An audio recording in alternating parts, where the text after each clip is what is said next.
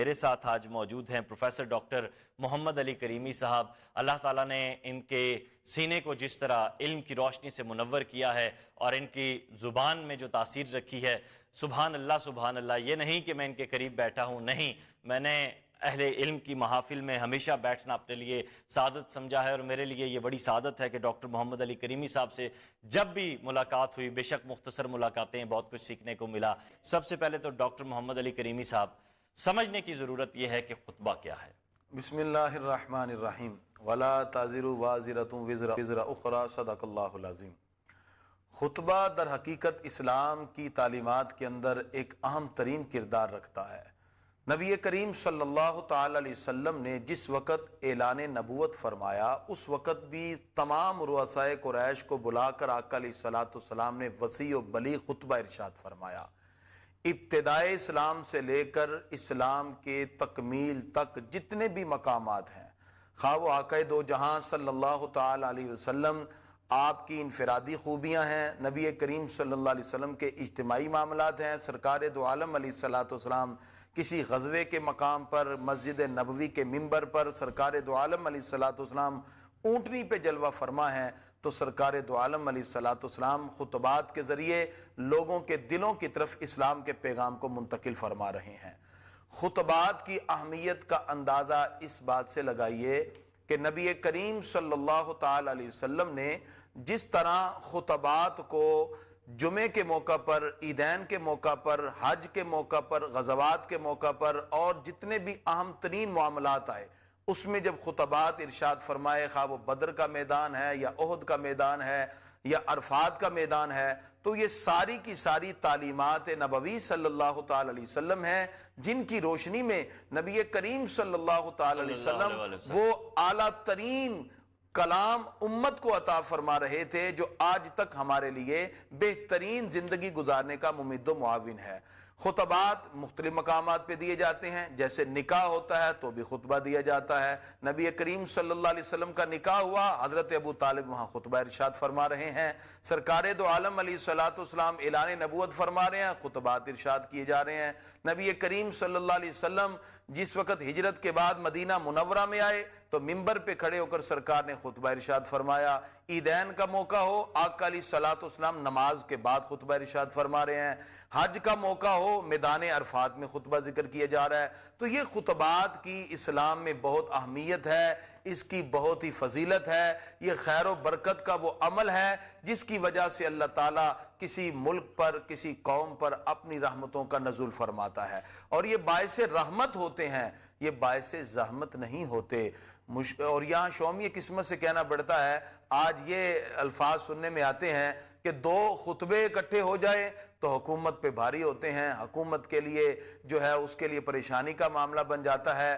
اللہ تعالیٰ قرآن مجید فرقان حمید میں ارشاد فرماتا ہے وَلَا تَزِرُ وَازِرَةٌ وِزْرَ أُخْرَى، کسی بندے کا بوجھ، کسی بندے کا کوئی عمل کا جو ضرر ہے وہ دوسرے کو نہیں پہنچایا۔ اچھا محمد علی کریمی صاحب، دو خطبات کی بات ہو رہی ہے، تو اس سے پہلے اگر ہم چلیں خلفائے راشدین تک ہی رہتے ہیں، اس کے بعد پھر بادشاہ آتے رہے، اسلامی مملکتیں قائم ہوتی رہیں، ان کے نام کے خطبات جاری ہوتے رہے، ان کے نام کے سکے بھی جاری ہوتے رہے۔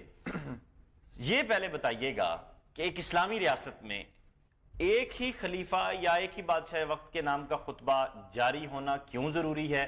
اور اگر دو خطبے جاری ہوں، یا جس طرح آج ہمارے ہاں بے شمار خطبے ہو رہے ہوتے ہیں، بے شمار خطبے ہو رہے ہوتے ہیں، تو یہ کیا فرق ہے؟ یہ مسائل بننے کا موجب بنتے ہیں یا کسی اور طرف لے کر جاتے ہیں؟ اصل میں اسلام کے اندر جہاں ہم نے تاریخ کے اندر اس بات کو دیکھا، ایک مرتبہ ایک یہودی نے حضرت عمر فاروق رضی اللہ عنہ سے کلام کرتے ہوئے یہ کہا، ایک آیت تمہیں ایسی ملی ہے، اگر ہمارے اوپر نازل ہوتی تو ہم اس دن عید کا دن مناتے۔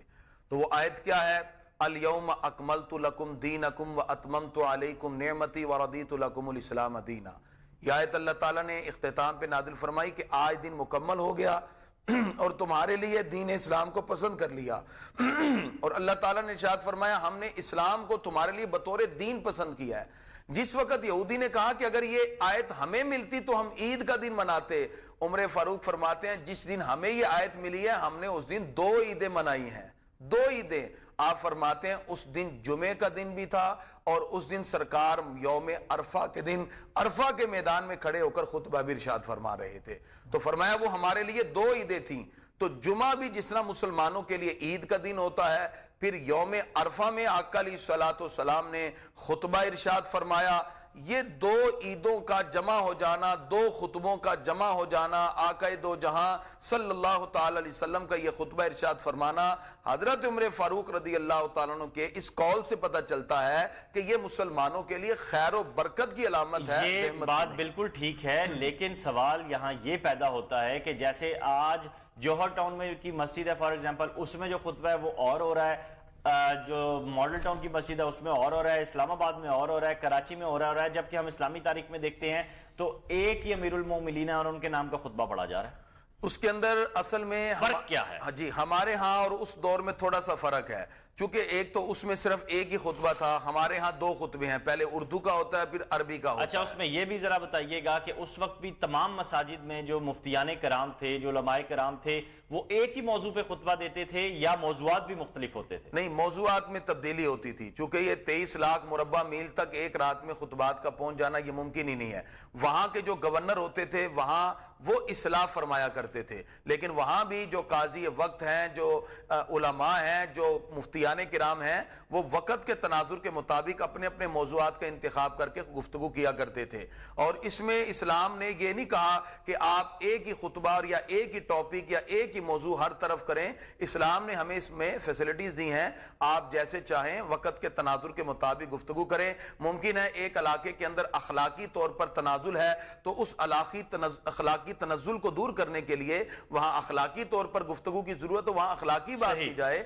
جہاں کہیں معاشی معاملہ ہے، سوشل ایکٹیویٹیز کے اندر کوئی پرابلم ہے، تو جس علاقے میں جو ضرورت ہے اس ضرورت کے تحت گفتگو کی جائے. اسلام نے یہ نہیں کہا کہ آپ ایک ٹاپک رکھیں یا ایک ہی موضوع پر گفتگو کریں، بلکہ علاقے کے اعتبار سے، جگہ کے اعتبار سے، مقامات کے تفاوت کے اعتبار سے جیسے جیسے ضرورت ہے اس ضرورت کے تقاضے کے مطابق ہی علماء کرام، مفتیان کرام، جتنے صاحب اقتدار ہیں، جو اہل حل و عقد ہیں، وہ اس چیز کو حل کرتے ہوئے اپنے اپنے مقام پر ان موضوعات کا انتخاب کر کے خطبہ دے سکتے ہیں. صحیح، بہت اہم بات آپ نے کی ہے. تو کیا جو نبی کریم صلی اللہ علیہ وسلم سے پہلے کی توہمات تھیں وہ اس کلچر میں آج بھی موجود ہیں؟ مطلب یہ کلچرل لڑائی ہے، کلچرل ڈیفرنس ہے اس کا. اور پھر اگر کلچرل، میں اپنے سوال کو تھوڑا سا بڑھا لیتا ہوں، کلچرل ڈیفرنس کو دیکھا جائے تو جو پریچرز ہیں ہمارے، جو علماء دین ہیں، جو ہمارے مفتیان کرام ہیں، وہ بھی تو اسی کلچر کا حصہ ہیں. تو پھر اس کا مطلب یہ ہے کہ وہ چیزیں ان کے منہ سے جب نکلتی ہیں تو لوگ اس پہ بلیو کرتے ہیں. اصل میں جب ہم پوری دنیا کے مذاہب کو دیکھتے ہیں تو ہر ایک کے ہاں ایک تصور حقیقت ہے. اسی تصور حقیقت سے وابستہ ہونے کا نام تہذیب اور تمدن بن جاتا ہے. جس کو آپ کلچر کہہ لیں، اس کو آپ سویلائزیشن کہہ لیں، اس کو آپ تہذیب یا تمدن کا نام دے دیں. اسلام سے قبل بہت سی تہذیبیں متعارف ہوئیں، بہت سی تہذیبوں کے معاملات آئے، جس کے اندر مجوسیت کا ایک اپنا زاویہ نگاہ تھا، بت پرستی کا ایک اپنا زاویہ نگاہ تھا. عرب کے اندر عمر بن لوہی نامی شخص نے بت پرستی کا آغاز کیا. بہت سے لوگ نیک کام کرنے والوں کے بعد میں مجسمے بنا دیے گئے اور انہی کی پوجا کا سلسلہ شروع ہوا. اس سے پہلے قدیم کے اندر بڈھسٹ ہیں، گوتم بدھ نے جو ناروان کے ذریعے نظریات پیش کیے، اور اسی طرح بہت سے مذاہب. تو یہ سلسلہ دوسرے مذاہب کے ہاں کسی نہ کسی اعتبار سے توہمات کا چلتا گیا. اسلام نے آ کر جس وقت مسلمانوں کی مذہبی، اخلاقی، معاشی، معاشرتی، سیاسی صورتحال کو دیکھا تو انتہائی ناگزیر تھی. تو نبی کریم صلی اللہ علیہ وسلم نے جس معاشرے کی بنیاد رکھی اس میں سب سے پہلے نظر و فکر کو تبدیل کیا. کیونکہ جب تک اعتقادات میں مضبوطی نہیں آ جاتی اس وقت تک آپ کسی بھی کام کو پریکٹیکلی صحیح سر انجام نہیں دے سکتے. وہ معاشرہ جہاں بچی کو زندہ درگور کیا جاتا ہے وہاں عجیب توہمات ہیں. جوے کو اور تیروں پر 500 پر کھیل کر گوشت کو لٹا دینا اور اس طرح کے بہت سے معاملات تھے. تو سب سے پہلے نظر و فکر کی تبدیلی. 10 سال تک اعلان نبوت کے بعد نہ نماز ہے، نہ روزہ ہے، نہ زکوٰۃ ہے، نہ حج ہے. صرف ایک بات پہ فوکس ہے کہ لوگوں کی سوچ کو بدلا جائے، فکر کی ڈیولپمنٹ ہو، لوگوں کی افکار کو، نظریات کو بدلا جائے. اسلام نے ہمیں اعتقادات دیے. نبی کریم صلی اللہ علیہ وسلم شاہ فرماتے ہیں ولا ہامتا، یہ چھوت چھات کچھ نہیں ہے، ولا سفرا، یہ سفر کی نحوست کچھ نہیں ہے۔ نبی کریم صلی اللہ تعالی وسلم نے واضح طور پر یہ کلمات ارشاد فرما دیے کہ سفر کی نحوست کچھ نہیں ہے، چھوت چھات کچھ نہیں ہے، یہ جس طرح کی بدفعالی اور اچھے فعال کو ہم نکال کے ناؤس کی راتیں، یہ کچھ نہیں ہے، یہ نبی کریم صلی اللہ علیہ وسلم کے فرمان میں موجود ہے۔ پھر اس پر مزید باتیں کی گئیں۔ اب اگر آپ انٹرنیشنل سطح پہ دیکھتے ہیں تو جہاں جہاں مسلمان موجود ہیں وہاں توہمات ہیں، اس کی وجہ کہ یہ جو جاہلیت کی کچھ نہ کچھ رسومات تھی، کچھ نہ کچھ ان کے جو جاہلانہ نظریات تھے، اس کا کوئی نہ کوئی اثر باقی ہے، پینڈنگ ہے آج بھی، جی آج بھی موجود ہے۔ اور ہم اگر بر صغیر کی طرف آتے ہیں تو یہاں چونکہ ایک عرصہ تک ہندوازم کا کافی دورہ رہا، مسلمان ان کے ساتھ رہے، ایک رہن سہن کے معاملات بھی ان کے ساتھ رہے، تو ان کے ہاں چونکہ یہ ایسی باتیں، توہمات اور بہت ہی ایسے نظریات جو کہ انسانی عقل بھی اس کو تسلیم نہیں کرتی، ان کے ہاں بہت زیادہ ہیں۔ یعنی ان کے ہاں چونکہ تصور خدا کئی ہیں، وہ برہما، وشنو، شیو، اور اس کے علاوہ ان کی جو وائف ہیں، کوئی لکشمی ہے، کوئی کس طرح، یہ سارے معاملات ان کے ہیں، تو وہ اعتقادات میں، اپنے نظریات میں ان چیزوں کو فالو کرتے ہیں کہ بلی گزر گئی تو یہ معاملہ ہو گیا، کوا بول رہا ہے تو یہ معاملہ ہو گیا، آنکھ پھڑک گئی، ہاتھ کی ہتھیلی میں خارش ہو گئی، یہ سب کے سب توہمات جو کہ ہندوازم میں تھے، سکھ کیا جیسے رستہ کالی بلی کاٹ گئی، اور کوا جو ہے وہ منڈیر پہ آ کے بول گیا، یہ صبح صبح کتا بھونکنا شروع ہو گیا، یہ رات کو مرغا بولنا شروع ہو گیا، مطلب یہ سب توہمات میں آتا ہے۔ توہمات۔ اب لوگوں نے کیا کیا کہ وہ اسلام کے جو بنیادی اعتقادات ہیں ان پر یقین کم ہو گیا، اور ان باتوں پر زیادہ لوگ یقین رکھنا شروع ہو گئے۔ اب یہی وجہ ہے جس کی وجہ سے کوئی بھی بات سوشل میڈیا پر، ہمارے ہاں خاص طور پہ بر صغیر کے اندر، آپ کوئی بھی بات پھیلا دیں، کہہ دیں جی اگر آپ نے 4 بندوں کو نہ بھیجی تو آپ کو رات تک کوئی نقصان ہوگا، تو ایک بندہ بغیر تحقیق کے 4 لوگوں کو بھیج رہا ہے، وہ ڈر رہا ہے، حالانکہ اس کو کوئی قرآن و سنت کا حکم سنائے تو شاید اتنا ڈر نہیں ہے جتنا اس بات پہ ڈر آ گیا کہ شاید اس نے یہ آگے نہ کیا تو اس کے لیے پرابلمز ہیں۔ اسی طرح اور بھی نظریات اس طرح کے ہیں کہ ہمارے ہاں توہمات کے طور پر یہ پائے جاتے ہیں۔ تو جمعۃ المبارک ایک بابرکت دن ہے، اگر 2 خطبے ہو جائیں تو خطبہ رحمت الہی کا نزول ہے، اللہ کی رحمت کے اظہار کی صورتیں ہیں، تو وہ تو خیر و برکت کے بڑھ جانے کی بات ہے، اس میں اللہ تعالیٰ کی خیر و برکت کے زیادہ نازل ہونے کی طرف اشارہ ہے۔ جب عید کا دن ہوتا ہے تو خاص طور پہ فرشتے راستوں میں کھڑے ہوتے ہیں، عیدگاہ کی طرف جاتے ہوئے لوگوں کے لیے بشارتیں دی جاتی ہیں، اللہ تعالیٰ فخر کرتا ہے، اے فرشتوں، فخر کرتے ہوئے کہتا ہے دیکھو میرے یہ بندے جنہوں نے میری رضا کے لیے 30 دن کس طرح گزارے، روزہ رکھا، عبادات کی، اب ان کے چمکتے چہرے دیکھو۔ اللہ فخر کرتا ہے اور فرماتا ہے فرشتوں تم بتاؤ کہ یہ لوگ جو اب اتنا رمضان کا سارا پروسیس گزارنے کے بعد اب عیدگاہ میں آئے ہیں، ان کو کیا دیا جائے؟ فرشتے کہتے ہیں یا اللہ جب مزدور مزدوری کر لیتا ہے تو اس کی مزدوری پوری دی جاتی ہے۔ اللہ تعالیٰ فرماتا ہے پھر تم گواہ ہو جاؤ، یہ جتنے لوگ رمضان کی برکتیں سمیٹ کر آج عید پڑھنے آ گئے ہیں، میں نے گھر میں جانے سے پہلے ان سب کے لیے بخشش کا پروانہ جاری فرما دیا ہے۔ تو یہ تو اللہ رب العزت کی طرف سے مغفرت کا پروانہ ملتا ہے۔ پھر جمعے کا اگر خطبہ جمعہ بھی اسی دن ہو، پھر ہم اللہ رب العزت کی رحمت کی طرف بڑھتے ہیں، تو یہ تو اللہ کی رحمتوں کے حصول کا ہمیں بار بار موقع ملتا ہے، لہذا اس کو کسی بھی صورت پر توہمات کی ہم نظر نہیں کر سکتے۔ اور جہاں تک ہمارے معاشرے کے اندر یہ چیزیں پائی جا رہی ہیں، ذوف الاعتقادی ہے، اپنے اعتقاد کو مضبوط رکھیں۔ نبی کریم صلی اللہ علیہ وسلم نے جب صحابہ کرام کے سامنے ان اعتقادات کو مضبوط کیا تو پھر وہ بڑی سے بڑی طاقت کے سامنے بھی بیٹھ کر جھکے نہیں۔ ایک صحابی جب ایک مقام پر گئے اور وہاں جا کر انہوں نے مذاکرات کیے تو ان کے لیے سونے کی کرسیاں رکھی گئیں، تو وہ کھڑے ہو گئے، کہا مرد پہ سونا حرام ہے۔ ہمارے آقا نے فرمایا جب کھانے کے دسترخوان بچھے تو لقمہ دسترخوان پہ گرا تو اٹھا کے کھا لیا، جب انہوں نے کہا بھی آپ کوئی اور کھانا کھا لیں یہ نہ اٹھائیں، فرمایا ہمارے آقا کا فرمان ہے کہ اگر کوئی لقمہ گر جائے تو اس کو اٹھا کے کھا لیا جائے۔ تو صحابہ کرام ان چیزوں سے محبوب خدا کی جو فرامین ہیں ان کو اپنانے سے کبھی بھی انہوں نے شرمساری محسوس نہ کی، بلکہ جو شعار اسلام ہیں، اسلام کی علامات ہیں، ان کو اپنایا۔ اور یہی چیزیں اگر من حیث القوم ہمارے اندر پیدا ہو جائیں. علامہ فرماتے ہیں افراد کے ہاتھوں میں ہے اقوام کی تقدیر, ہر فرد ہے ملت کے مقدر کا ستارہ. ہم ان ذوف الاعتقادی باتوں سے نکل کے باہر آئیں اور ہم اس جو آرٹیفیشل خول کے اندر بند ہیں اور ہم اس طرح کی باتوں پہ یقین کر کے بہت سے ایسے معاملات, یقین کیجئے وقاص صاحب ہمارے پاس ایسے معاملات آئے کہ ایک شخص نے لوگوں کو کپڑے اتار کے ڈنڈوں سے مارا اور جان سے بھی مار دیا. اتنی ذوف الاعتقادی ہمارے اندر پائی جا چکی ہے, وہ سمجھتے ہیں کہ شاید اس کی وجہ سے ہمارے گناہ دھل رہے ہیں. اس بندے کے ایک ذہن بنا لینے سے کہ ہم تمہارے گناہ اتار دیں گے. جیسے آپ اپنی ایک سندھ میں بھی یہ رائج ہے کہ ایک لڑکی اپنی بے گناہی ثابت کرنے کے لیے کوئلوں کے اوپر چلتی ہے. اب دیکھیں یہ کیا ہے, یہ سب ذوف الاعتقادی ہیں ہمارے معاشرے کے اندر. یہ بہت زیادہ, یہاں تک کہ کسی کے یہ پچھلے بھی واقعہ آیا کہ اولاد نہیں ہو رہی, اس نے کہا جی آپ کوئی بچہ پکڑیں اور اس کا جو ہے آپ نے وہ خون نکال کے لانا, اور وہ خواتین ایسا عمل کر گزرتی ہیں.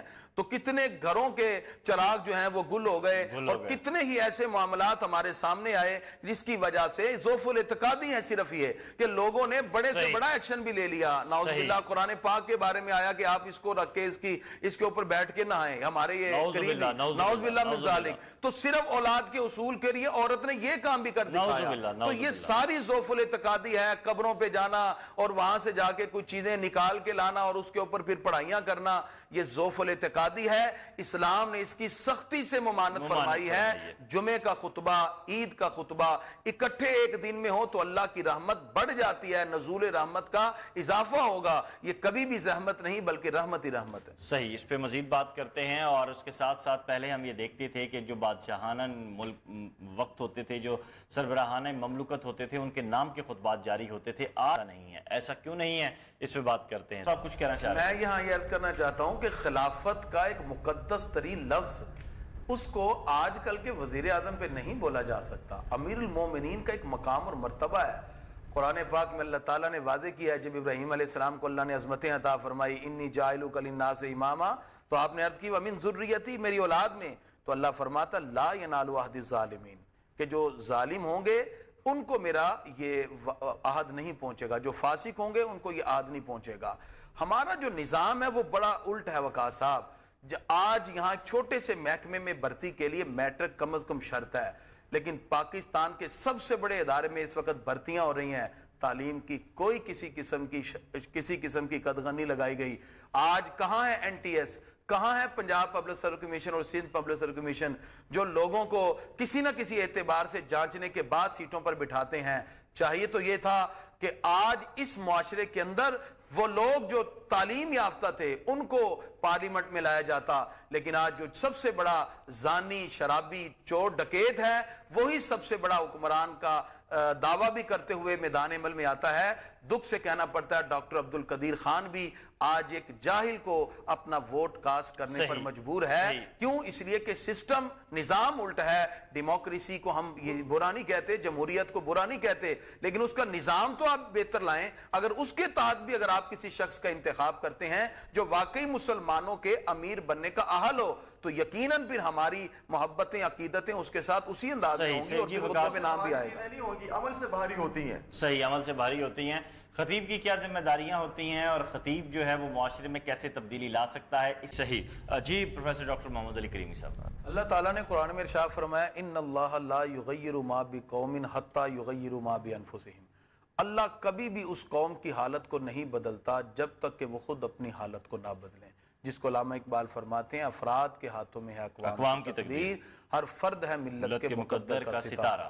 ہم سب خود اپنی اپنی تقدیر کے مالک ہیں. آج ہمارے معاشرے میں الٹی گنگا اس لیے بہ رہی ہے, ذوف الاعتقادی توہمات ہمارے ہاں اتنے بڑھ چکے ہیں کہ ہم ایک سیاسی پارٹی کے ساتھ وابستگی کے اظہار کے لیے بہت زیادہ اپنے جذبات کا اظہار کرتے ہیں, اپنی برادری, تعصب. اچھا, اس پہ بھی ذرا روشنی ڈالیے گا کہ کچھ علماء ونگ بھی موجود ہیں سیاسی جماعتوں کے, اور علماء ذرا ان کو بھی فروغ دیتے ہیں, ان سیاسی جماعتوں کے اعماء پر فتوے جاری کرتے ہیں. دیکھیں جی, اگر تو وہ حق کا ساتھ نہیں دے رہے تو وہ علماء سو میں آئیں گے, جس کے بارے میں باقاعدہ قرآن مجید میں مذمت ہے. اللہ تعالیٰ ارشاد فرماتا ہے لما تقولون ما لا تفعلون, جو کرتے نہیں ہیں وہ کہتے کیوں ہو. پھر دوسرے مقامات پر حدیث میں بھی نبی کریم صلی اللہ علیہ وسلم نے ارشاد فرمایا ایک بندے کو اٹھا کر جہنم میں پھینکا جائے گا اور اس کی انتڑیاں باہر آ جائیں گی, صحیح بخاری میں. تو لوگ کہیں گے تم تو ہمیں واز کرتے تھے. تو وہ کہے گا تمہیں تو کہتا تھا، میں خود اس پہ عمل نہیں کرتا تھا۔ تو یہ علماء سو کی بہت تفصیلی گفتگو امام غزالی نے اپنی کتاب کے اندر کی ہے، احال علوم کے اندر۔ تو ایسے لوگ تو ہمیشہ رہے ہیں، ٹھیک ہے نا۔ اگر حضرت مجدد الافسانی رحمت اللہ تعالی علیہ موجود ہیں کہ جن کے بارے میں علامہ اقبال کہتے ہیں حاضر ہوا میں شیخ مجدد کی لاد پر، اتنی بڑی ہستی اگر جہانگیر کے سامنے کھڑے ہو کر کلمہ حق کہہ رہے ہیں تو دربار کے اندر فیضی بھی تو تھے، دربار میں وہ ملا بھی تو تھے جنہوں نے اس وقت سجدہ تحیت کو جائز قرار دیتے ہوئے اکبر بادشاہ اور جہانگیر بادشاہ کی سلطنت میں ملنے والے اس مال دولت کی خاطر ان کے حق میں سارے کلمات کہے۔ لیکن یہ تو زمانے کے اندر رہا ہے، جہاں اہل حق ہیں وہاں کوئی نہ کوئی ایسے ضرور رہتے ہیں۔ بہرحال ہم حسن ظن سے بات کریں گے، تو علماء حق اگر اپنا فریضہ سر انجام دے رہے ہیں تو ہم ان کی عظمتوں کو سلام عقیدت پیش کرتے ہیں، اور اگر وہ اس مقام پر حق کا ساتھ نہیں دے رہے تو پھر ان کو بھی چاہیے کہ کم از کم دینی اہمیت کا خیال کرتے ہوئے، رسول اللہ صلی اللہ علیہ وسلم کے دین کا پاس کرتے ہوئے حق کا ساتھ ضرور۔ صحیح۔ ڈاکٹر محمد علی کریمی صاحب، جمعے کا جو خطبہ ہے کیا اس کا تعین حکومت وقت نہ کرے؟ وزارت مذہبی امور جو ہے اور جو اوقاف کے زیر تمام مساجد آتی ہیں وہاں ان پہ فرض نہیں ہے کہ وہ لکھ کر دیں، وہ بتائیں اس کے مندرجات مفتیان کرام کو؟ وقاصہ سب سے پہلے آپ نے نظریاتی کونسل کی بات کی اور اسی طرح کے خطبات کو لکھ کر دیا جانا۔ ہمارے ہاں سسٹم یہ ہے کہ دنیا کے بہت سے ایسے ممالک ہیں، اسلامی ممالک، جہاں پارلیمنٹ کے اوپر ایک ادارہ ہوتا ہے، جس طرح اسلامی نظریاتی کونسل ہمارے پاکستان میں ادارہ ہے، لیکن یہ پارلیمنٹ کے انڈر ہے۔ ہزاروں سفارشات اب تک اسلامی نظریاتی کونسل پیش کر چکی ہے، لیکن اس پر کسی قسم کا عمل درآمد تو دور کی بات، کسی قسم کی نظر ثانی بھی نہیں کی گئی۔ عمل درآمد کرانا علماء کرام کا کام تھا نا، وہ تو اب تو یہ تو ایسے ہی ہو گیا کہ ڈاکٹر دوائی لکھ کے دے دے اور مریض کھائے نہ کھائے گالیاں ڈاکٹر کو نکالے اور ڈاکٹر اپنی طرف سے جو ہے بری و ذمہ ہو جائے۔ اب ہوا یہ ہے کہ چونکہ پارلیمنٹ میں بھی علماء کی وہ نمائندگی نہیں ہے ہمارے ہاں، میں نے پہلے عرض کر دیا سسٹم ہی اس طرح کا ہے۔ کریم صاحب میں یہاں پر اتنی بات عرض کرنا چاہوں گا، سوری تو میں نے آپ کو کٹ کیا، کہ اپنی کوئی ذاتی بات منوانے کے لیے یہ برسرے جو نا عام ہو جاتے ہیں، لوگوں کو اکٹھا کر لیتے ہیں اور ایسا کرتے ہیں کہ کمال کر دیتے ہیں، بس کمال کے علاوہ جملہ میرے پاس نہیں ہے، اور جب آپ کھانا پوری کرنی ہو تو سفارشات بھیج دو، یہ لو سفارشات چلی گئی۔ اس کے اندر دو باتیں ہیں، دیکھیں جہاں تک تو بات ہوگی اعتقاد کی، اس مقام پر تو اگر ختم نبوت پر بھی بات ہے تو پورے پاکستان نے کھڑے ہو کر بات کی ہے، ایک عقیدے کی بات ہے، ایک ہوتا ہے کہ ایمان کی بات ہے، ایک ہے فروعی معاملات۔ تو فروعی معاملات کے اندر اسلام نے چونکہ کہیں گنجائش رکھی ہے تو اس کے کئی طریقہ کار ہیں، علماء بھی ان انداز کو اپنانے کے بعد ہی لوگوں کے سامنے یا حکومت کے سامنے سفارشات پیش کرتے ہیں۔